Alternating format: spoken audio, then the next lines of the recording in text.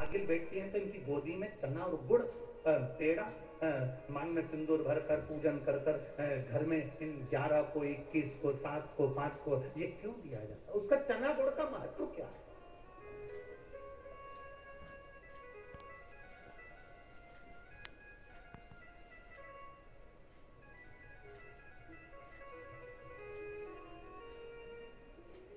केवल एक सुहागिनी ऐसी होती है जिसमें बिठाकर चारों तरफ उनकी मांग का सिंदूर देकर, उनके मांग में सिंदूर का भाव देकर और गोदी में चना और गुड़ डाल दिया जाता, पेड़ा डाल दिया जाता, लड्डू डाल दिया जाता।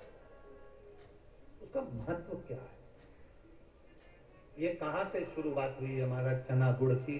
ये जो माता सती का जो एक जन्म बीच में हो गया था, माता सती और पार्वती के बीच में एक जन्म माता सती का है जिसको कोयल का जन्म कहा गया। कोयल का,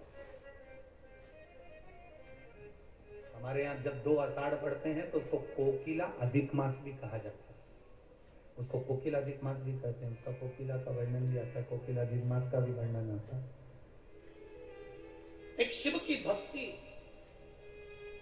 एक शिव का विश्वास, एक शिव का भरोसा हमारी जिंदगी को सार्थक कर देता है।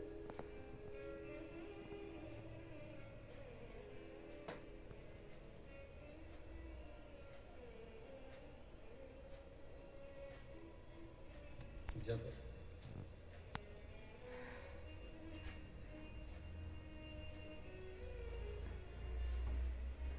शिव की अविरल भक्ति की ओर हम बढ़े,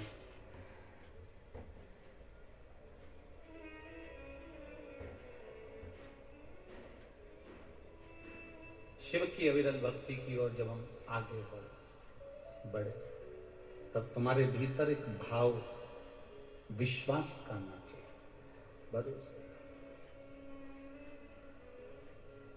शरीर से भजन नहीं करना है।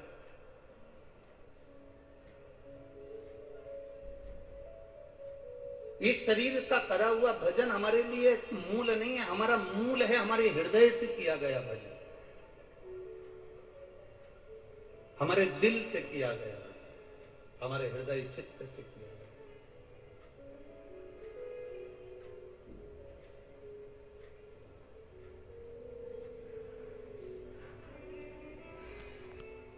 और जब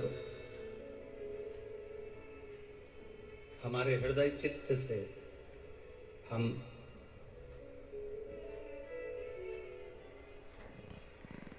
प्रभु के भजन को धारण करते हैं तो जीवन का एक आनंद हमारे भीतर समाहित होता है।